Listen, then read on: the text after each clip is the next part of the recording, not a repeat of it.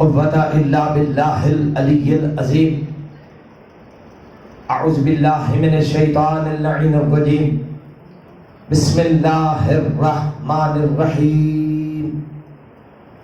الحمد لله رب العالمين. الصلاة والسلام على رسوله الكريم أبي القاسم محمد.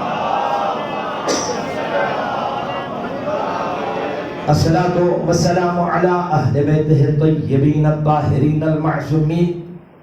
ولعنة الله على أعدائهم وغاصبي حقوقهم ومنكر فضائلهم أجمعين. أما بعد، فقال سبحانه وتعالى في كتابه المبين: بسم الله الرحمن الرحيم. لو أنزلنا هذا القرآن على جبل لرأيته خاشعا متصدعا من خشية الله. سلوات بلند نوازی.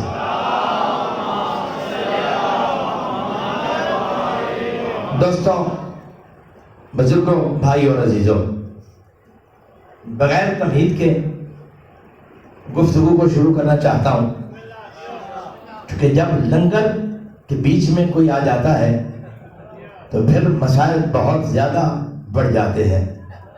میں نہیں چاہتا کہ آپ کے لنگر کے وقت تک میں آپ کو اتنا لٹکاؤں کہ پھر آپ کو غازی عباس کی منت ماننی پڑ جائے. صلوات پڑھیے گا بلند آواز سے.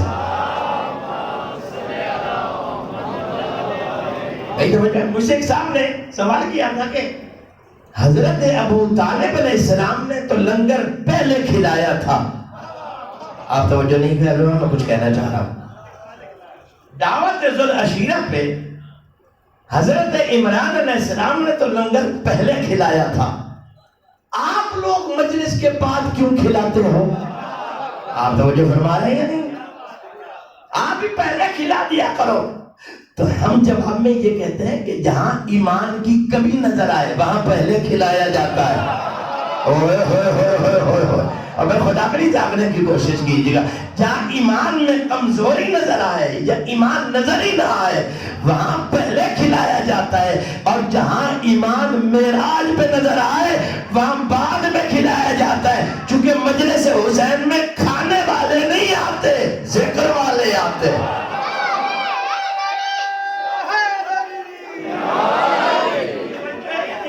اللہ آپ کو سلامت رکھے.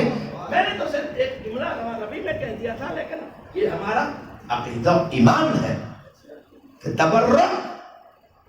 اور میں جملہ کہنا چاہتا ہوں، کوشش کیا کرو کہ تبرک کا ایک نوالہ ہی صحیح لے کے گیا کرو. توجہ چاہتا ہوں.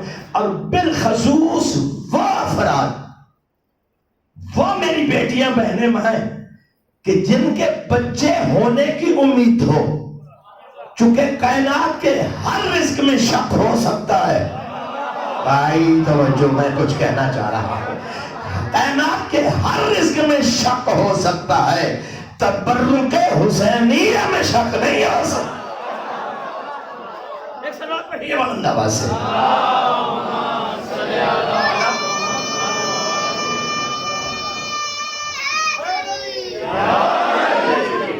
یہی جو خالی جگہ اگر پر ہو جائے تو بہت اچھا ہوتا ہے.